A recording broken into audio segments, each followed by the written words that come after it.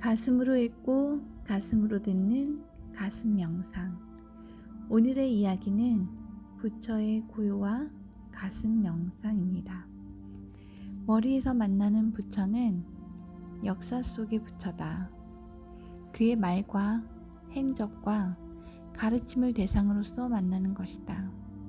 불교를 수십 년간 믿어도 특별한 수행을 하지 않는 한 일반 신도로서는 이 이상의 접근은 할 수가 없는 것이다.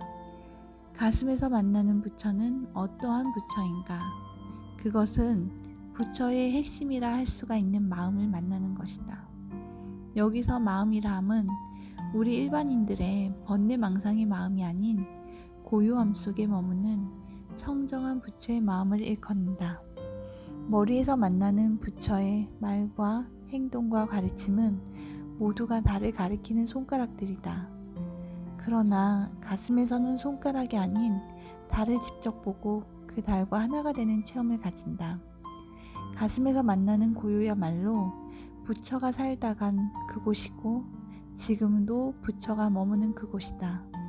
부처를 오로지 이 고요를 84,000대장경에 설하고 간 것이다. 그러므로 우리가 주의를 둘 곳은 경전이 아닌 경전이 가리키고 있는 고요에 드는 것이 바로 핵심 요결이다. 이원성의 머리에서 시작되는 부처를 만나러 가는 여정이라는 수행에서는 우선 이 이원성의 산물인 번뇌망상을 물리치는 화두등을 통하여 진안하게 시작이 되는 것이다. 그러나 가슴에 들면 가슴은 일원성이기에 번뇌망상 그 자체가 없으며 그러기에 제거라는 과정을 거치지 않고 영적 가슴의 고요의 방에서 바로 고요를 만나고 고요에 머물 수가 있는 것이다.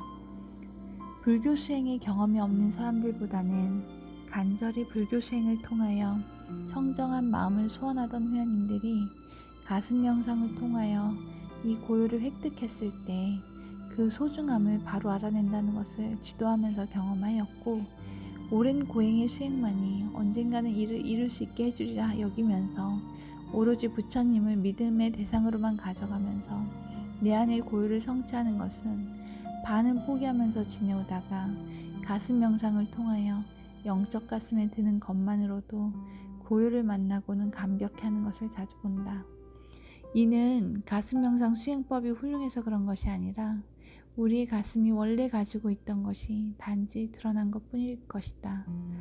기존의 수행은 마음과 호흡을 조식 등으로 정갈하게 해나갈 때 비의지적으로 잠깐씩 이 고요를 체험하고는 또한 나의 뜻과는 상관없이 비의지적으로 고요의식이 사라지는 것을 반하여 가슴에서 만나는 고요는 내 의지로 만나며 내 의지로 머무는 것이 아주 큰 장점이며 특징이다. 따라서 내 의지만 있다면 항상 이 고요와 나는 하나가 되어 머물 수가 있는 것이다. 가슴에서 고요를 만날 때 우리는 2500년 전의 부처를 지금 여기 내 마음 속에서 만나는 것이다. 이 고요 속에서 부처와 나는 차별이 없는 것임을 직접 체험하고 아는 것이다.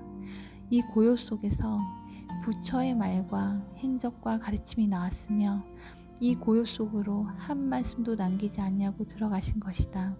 따라서 이 고요를 가슴에서 만나지 않고 부처를 이야기하는 것은 단지 들은 것을 전하는 것일 뿐 그 말에는 생명이 없다. 가슴에서 고요를 만날 때 우리는 부처를 만나는 것이며 부처의 말은 고요 속에 머무는 자의 입을 통하여 다시 생명력 있는 말로 살아나며 부처의 행적은 2500년의 시공을 초월하여 여기서 고요 체험자의 행적으로 나타나는 것이며 가르침은 달을 가리키는 손가락을 떠나 달 그 자체가 되며 그 가르침은 고요 속에서 강을 건너버린 후에 뗏목처럼 잊혀지는 것이다.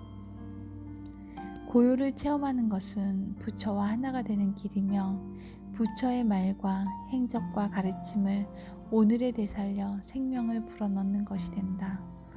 이 고요 속에 머물 때 중생이 불난 집안에 있으니 이를 구제하여야 한다는 2500년 전의 부처의 그 심정을 지금 여기서 생생하게 체험하는 것이다. 어찌 살아나는 것이 이 말뿐이겠는가? 부처의 전 존재가 이 고요를 체험하는 수행자의 가슴에서 다시 살아나는 것이다. 가슴에서 이 고요를 체험해서 내 것으로 가져오기 전에는 진정 우리는 부처를 안다고 할 수가 없다. 이 고요 속에 머물며 이 고요와 하나가 될 때 2500년 전에 부처가 머무르면서 중생을 교화했던 그 의식을 생생하게 알게 되는 것이며 지금도 모든 부처가 머문다는 이 청정한 마음을 함께 누릴 수 있는 것이다. 가슴에서 고요를 만난다면 부처가 고요를 모르는 중생들을 왜 그리 안타까워했는지 부처의 가슴이 되어 알게 되는 것이다. 불교는 석가모니에서 나온 것이 아닌 석가모니가 자신의 가슴에서 진리를 드러낸 것으로 그 진리는 우리 모두의 가슴에서 발견되는 것이며 진정 가슴이야말로 모든 종교가 나오는 그곳이며 모든 종교가 가리키는 곳 또한 바로 가슴의 차별하는 일원성임을 알게 되는 것이다.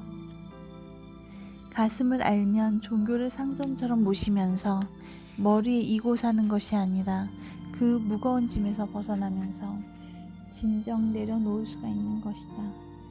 천상, 천하, 유아, 독존의 주인공이면서 걸림이 없는 대자유인으로서 우뚝 서는 것이다. 수행인으로서 이보다 더한 것이 어디 있겠는가. 감사합니다.